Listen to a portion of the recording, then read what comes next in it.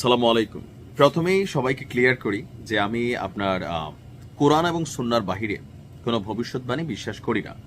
তারপরেও যারা আমার নিউজগুলো গেল 2 থেকে 3 বছর শুনছেন অথবা 4 বছর শুনছেন, রাশিয়া ইউক্রেন যুদ্ধ, তখন থেকে একটা নাম আপনাদের কাছে পরিচিত। নামটা কি? বাবা ভাঙা। তবে তিনি কোনো পুরুষ নন, বাট তার নামটাই হচ্ছে বাবা ভাঙা। তিনি আদতে একজন নারী। কোন দেশের নারী? কুইজ খেলি, কমেন্টে লিখেন। যারা নিয়মিত নিউজ জানেন, একদম লাস্টে বলবো, আমি কমেন্ট দেখবো, ঠিক আছে? তো এই নারী অতিপ্রাকৃত কিছু শক্তির অধিকারী ছিলেন। এমনকি মৃত্যুর আগে পৃথিবীতে আগামী বছরগুলোতে বা আগামী দিনগুলোতে কি কি ঘটবে এ নিয়ে বেশ কিছু ভবিষ্যৎবাণী করে রেখেছিলেন। তো সবগুলো যে ঘটছে তা না, তবে পৃথিবী জুড়ে কাঁপানো বেশ কিছু ঘটনা, এই সুনামি, প্রিন্সেস ডায়না, 1/11-এর যে 9/11-এর যুক্তরাষ্ট্র যে হামলা, মানে এখানে অনেক কিছুই, একটা শক্তির উত্থান পতন, এ নিয়ে অনেক ভবিষ্যৎবাণী করছেন যেগুলো ঘটে গেছে। করোনা নিয়েও তার বক্তব্য ছিল। তারপর আসুন 2026 সাল, আমরা শুরু থেকে যেমনটা যুদ্ধ সারা বিশ্ব জুড়ে মার্কিন সাম্রাজ্যবাদী যুদ্ধের যে পরিস্থিতি দেখছি, আসলে 2026 সালে কি ঘটবে? বাংলায় এটা কথা আছে, সকালের আকাশ দেখলেই বোঝা যায় দিনটা কেমন যাবে। তাহলে এই জানুয়ারি মাস হচ্ছে 2026-এর সকালের আকাশ। চলুন দেখি এই বছর নিয়ে বাবা ভাঙার ভবিষ্যৎবাণীগুলো কি ছিল। সম্প্রতি আপনার নিউ ইয়র্ক পোস্ট তারা একটা প্রতিবেদন প্রকাশ করেছে বাবা ভাঙার ভবিষ্যৎবাণী 2026 জুড়ে কি আছে। সবচেয়ে বড় দুঃসংবাদ হচ্ছে 2026 সালে তৃতীয় বিশ্বযুদ্ধ শুরুর এবং ভিন গ্রহের প্রাণীর সঙ্গে মানুষের প্রথম যোগাযোগ প্রতিষ্ঠার কথা বলা হয়েছে।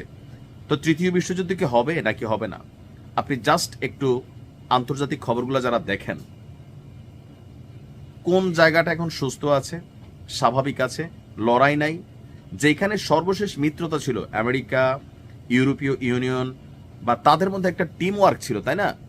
তো সেই টিম ওয়ার্কটাও এখন ফাটল ধরেছে। ট্রাম্প যেভাবে ভেনেজুয়েলা, কিউবা, কলম্বিয়া, ডেনমার্ক, তারপর আশেপাশের রাষ্ট্রগুলোকে শাসন করছেন, তো তাদের মধ্যেই তো ওই যে ডেনমার্কের নারী প্রধানমন্ত্রী বলছে আগে গুলি করব, তারপরে প্রশ্ন যে তুমি কে। তাহলে বোঝেন বাকিরাও কিন্তু লড়াইয়ের জন্য প্রস্তুত।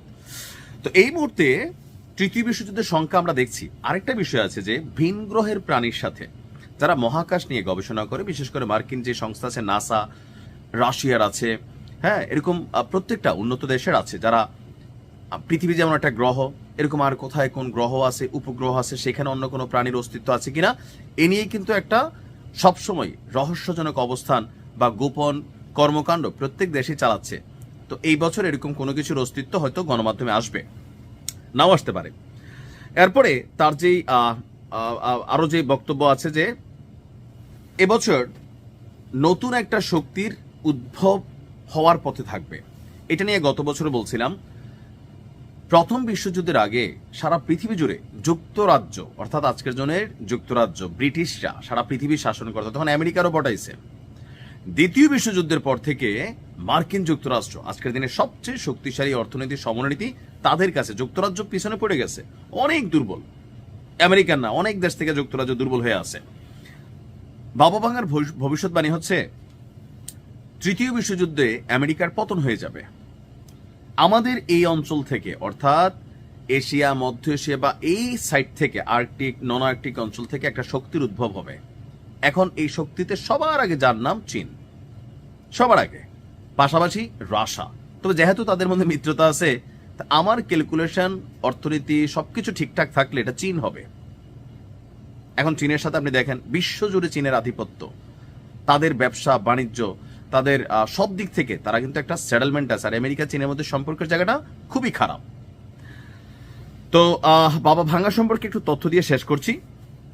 1991 সালে বর্তমান উত্তর ম্যাসিডোনিয়ায় জন্মগ্রহণ করেছিল আপনার ভ্যানজিরিয়া পাভেন্ডা গুশতেরোভা। মাত্র 12 বছর বয়সে এক টর্নেডোর কবলে তিনি পড়েছিলেন। সেই টর্নেডোর কবলে পড়ে তিনি তার দৃষ্টিশক্তি হারান। ভক্তদের মতে সেখান থেকেই তার ভবিষ্যৎ দেখার একটা ক্ষমতা কাজ করছিল। মানে ওই সময় সে যা বলতো ম্যাক্সিমামে সত্য হইতো, আর যার কারণে ভবিষ্যৎ দুনিয়া নিয়েও সে অনেক বক্তব্য দিয়ে গেছে। বাট এগুলা ঘটতেও পারে, নাও ঘটতে পারে, কিন্তু কোরআন সুন্নাতে যা আছে তা ঘটবে, ঘটবেই, নিশ্চিত ঘটবেই। আল্লাহ পৃথিবীকে হেফাজত করুক। আসসালামু আলাইকুম।